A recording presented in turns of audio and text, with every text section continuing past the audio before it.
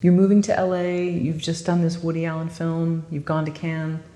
Where did you envision your career going once you kind of like got your footing here in LA? Did you have this image of how you were going to be booking auditions or different things? So I was really naive, right? Like I thought that, oh, once you had a feature film, a substantial part on a feature film, great reviews, you were just going to be offered parts and you were just going to be, keep going. Obviously things didn't turn out, as I expected. It was so naive. So again, like every time you work, every time you had a chance to showcase your talent, after that, you either have to capitalize on that opportunity or that visibility just sort of eventually dissipates, fades away. I wasn't able to maintain the momentum.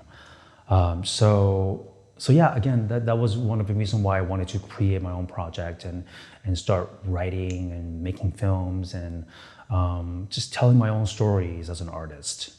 Yeah. So you enrolled at UCLA. Was it for another 4-year program or these were just It was a professional screenwriting program. Oh, okay. So I think it took me 2 years to finish the program.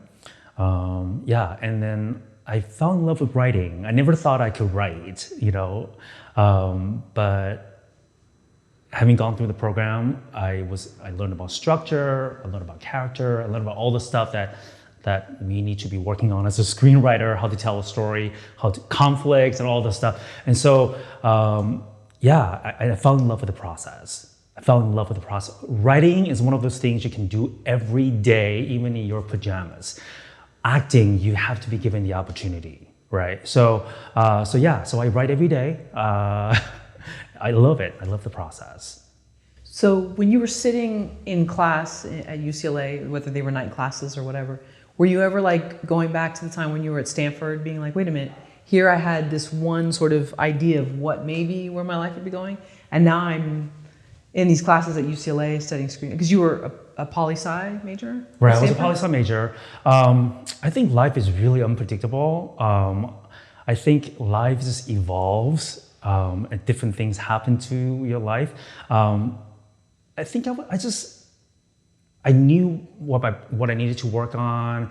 I knew the challenges that were facing me, and I guess I just did what felt right for me. So I just started taking classes. I never expected that I would be writing. Again, I didn't feel like I could write. I never felt like I could express myself in a very artistic way. Political science is one of those things that's very rational. It uses your left side of the brain, right? But being an actor and writing, crafting stories, it's very, very right brain kind of activity. So I've never envisioned myself as an artist until I started writing. So yeah, it was very, very, life just evolved and you just sort of accepted it and took the opportunities and just went with it. So yeah. At what point during the 2-year class, the screenwriting courses, did you actually start on a full screenplay? When did they have you do that? So you said you were working on structure. It's been a while now. Let me think. I think probably, even the first class you were working on outline. The first class you were sort of like developing an idea, and then maybe you don't finish the first screenplay the first quarter, and then eventually the second quarter you finish it. I don't remember, but it was always the idea to develop the concept and eventually writing and finishing your first draft. You were always working toward that goal in the process. Yeah. But when I finished my first screenplay, it was like I felt so proud. It was the hardest thing I've done, and it wasn't good, but I felt proud of it. What was it about? I don't even remember. Let me think. I think it was about this New Yorker who raised a monkey in his apartment.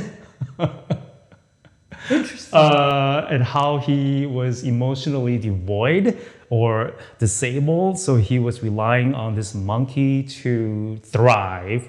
Therefore, he he raised this monkey in this tiny little apartment in New York City. So I think that was the concept. It's been a long time. It's been a while. Okay. Yeah. And was part of the class to read, get feedback from other fellow students? Yeah, absolutely. Wow. And the teachers too, yeah. You learn a lot from your classmates too, yeah.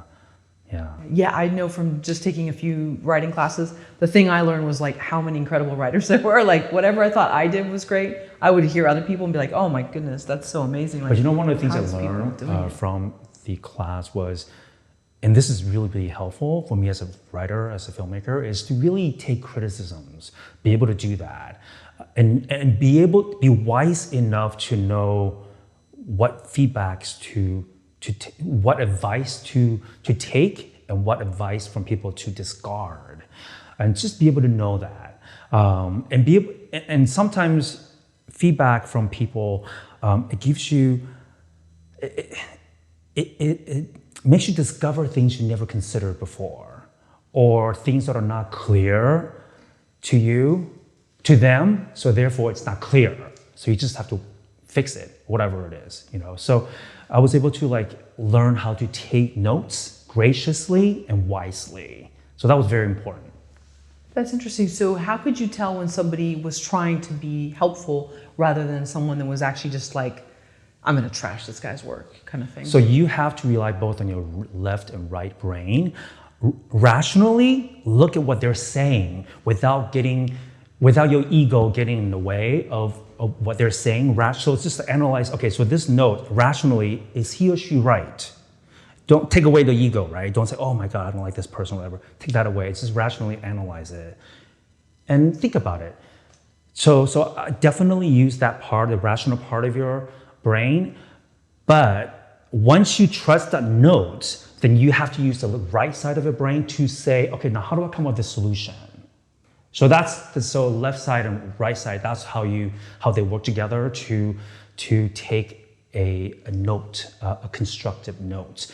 So, I mean, rationally, if you know that this person is there to sabotage your work, just rationally looking at the notes and it makes no sense, just discard it. There you go. It makes no sense. Just be very rational about it Right. when you receive a note. And when you try to solve the problem, use the right side of your brain. Interesting. Okay. I mean, I think people are intuitive and smart enough to know. Sure.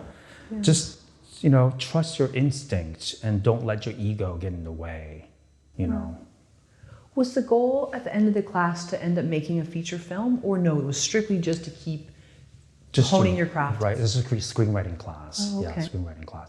And so after that, I started making short films. I directed, I think, 5 short films. And also, it really helped to be on set as an actor, so I know what's involved in filmmaking. So directing short films, being an actor on set really helped me to prepare me for eventually making a feature film. When you were in this 2-year screenwriting course at UCLA, was your plan to put acting on the back burner and stop auditioning while you learned writing, or something different? I never saw writing and acting as contradictory disciplines or endeavors. I think they complement one another. So when I was taking classes at UCLA, I was also auditioning and working, and I even had a part-time job working at a law firm at night. So I never really saw, I think these endeavors and goals are complementary of each other. As an actor, it helped me how to write.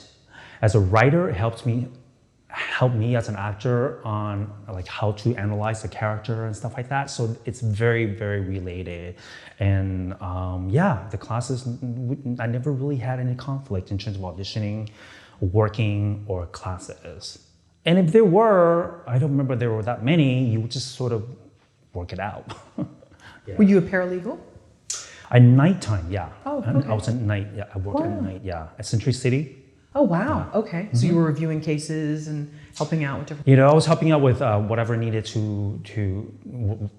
all the attorneys that needed to get things done. But honestly, most attorneys left after 6:30. I was pretty much there by myself, working on my own project, writing, and I've worked at law firms. I know. yeah. So At 6 o'clock, it's usually 5:35. I like to say that these like law firms, they subsidize my artistic endeavors. Yeah.